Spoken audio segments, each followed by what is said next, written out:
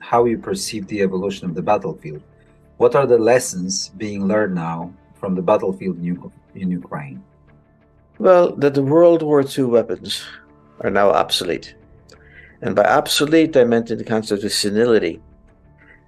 They can work, but the cost of maintaining them on the battlefield, the cost of defending them, has outstripped their deadliness.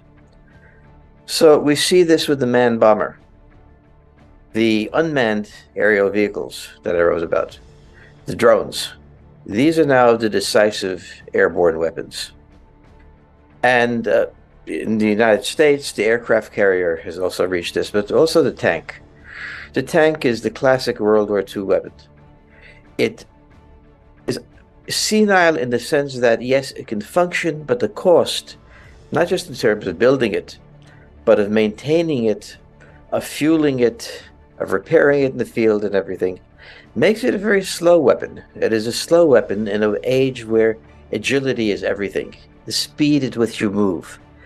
And the tank doesn't move with agility. And yes, we can protect it by building new armor and everything else, but it's not the weapon that's going to win this war, and it's not winning it. Well, let's look at what's happening. The unmanned aerial vehicle is, if not a decisive weapon, a critical weapon. It's a new weapon. It's one that's not been used in the war this much, but it's significant. Also, the Ukrainians have been very successful because of mobility. They could break into small units, they could move about, they could hit the enemy in a certain place and withdraw. It's almost guerrilla warfare they're fighting, except their weapons are more powerful. Linked into artillery, which is really rocket fire, from the kinds of weapons the Americans have sent in. But they should not be confused with tanks. The launchers don't move that much. They can move, but that's not it. It is that the amount of firepower they can lay on the battlefield is overwhelming. The rate of fire of armor is perfect against other armor. But for a well-armed infantry force or well-supported infantry force, it can't do it. What does it mean in practical terms on the front line for soldiers, for platoons, for companies, for squads?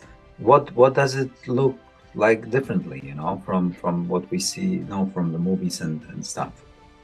Well, firstly, infantry is critical again. It is the front line. And it has to be very mobile, and it has to have the ability to call on, in various places in the battlefield, artillery and so on.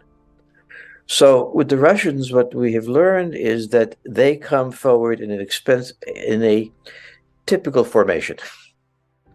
The Ukrainians come at you where you least expect it and you least want it. And they're able to do that because they have with them weapons that are lethal in the circumstance. They can call on weapons that are lethal, not aircraft that take 3 hours to get fueled up and so on to fly, but just weapons like the American artillery that has a huge range, deadly fire, but can't operate unless it has the intelligence coming from the infantryman. The infantryman has to be there to be able to see in a timely fashion, because old aircraft can't survive in the battlefield, and the cycle for satellites is frequently too long. So this is the return of what I called in this book of the poor bloody infantryman. He's back. He's back. He is a deadly force. He is hard to kill. And this is what has frustrated the Russians, which is everything that they learned about massed force failed in the first days of the war. Massed armor couldn't even begin the logistical problems.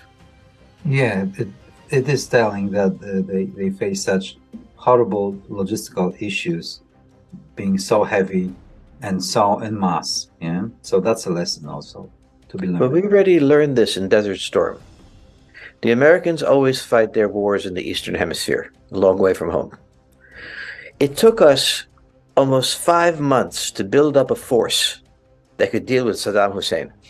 That's sad. Why? Because tanks are enormous, 50 tons, And in addition to that, they require huge amounts of POL, petroleum, oil, and lubricants. And the weight that has to be transported to the battlefield makes the battles not just slow, but allows for targeting of the offensive force. Yeah, once we got there with the tanks, we were fighting Saddam Hussein, we did very nicely.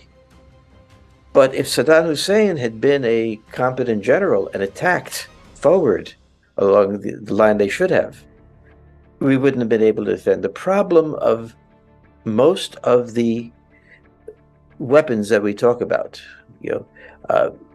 of manned aircraft and of armor and so on, traditional artillery, is that they both lack the deadliness and they really lack time to target. So you're Polish, you don't have time to target problems. We live in that world where we have time to target, but you have it too. You have that time to target. You have to get to the battlefield. Have to get to the battlefield, and with a tank, you have to get to the battlefield with the fuel, and it has not be destroyed by the enemy, and your entire battle starts to turn into protecting your armor. Not using your armor, protecting its capabilities. That's a symbol. That's a moment when you enter the zone of senility, exactly. That's the point at which spending your asset than using. Well, the problem of the zone of senility is nobody believes they're there. They believe that the next generation will solve these problems. But the fuel consumption rates, it can't be really cut down that much. The lethality can be increased that much, the range and so on. So all of these problems stay in place. And this is historically, this has happened with weapon system after weapon system. They reach a point where they're still very functional, but no longer capable of being the decisive enemy of war. The tank, for example, was once the decisive force. The Israelis against the Egyptians used armor, and that side of the war. But right now, there are so many new things on the battlefield. The only thing I'm sure of is the infantry. Yeah, imagine being a tank crew member. First, you need to be transported probably in the vicinity of the battlefield by trucks or by train, because you can't use your tracks all around, from the strategic depth, because you run out of fuel and spare parts. Then you need to face long-range fires, which can really hit you with precision if you are being identified and spotted, which is like 50 clicks, 30 clicks, 25. Then you need to avoid the kamikaze drones being loitering munition, which has also range. Then you need to avoid the minefields. Then you need to be lucky enough to avoid the ATGMs, right, which are quite of range. Then maybe you will engage the opposite tanks if you're lucky. And then what, right? Well, the important thing that's left out, and then you have to fuel it. Yeah. So when we were in the Cold War, and I had a chance to observe some things of this, what the Russians did, they constantly had a logistical problem. Moving forward rapidly at the battlefield and making sure the fuel is available, vast amounts of fuel, is very difficult. One of the things I think the Americans learned is don't attack the tanks, attack the fuel if you possibly can. And this is the real, you have every problem you said I agree with, but the heart of the problem is the POL problem. You're moving in an armored formation, sucks up huge amounts of fuel, and it goes into battle. You have to provide it in battle. And the Russians never could figure that out. And in fact, at the beginning of the Ukrainian war, they didn't figure it out. They didn't know how to get the fuel to their tanks. So the idea that you're going to go in and you're going to take all these casualties and be under fire from all these weapons, and your main concern for your staff will be the POL, getting that to the battlefield. Yeah.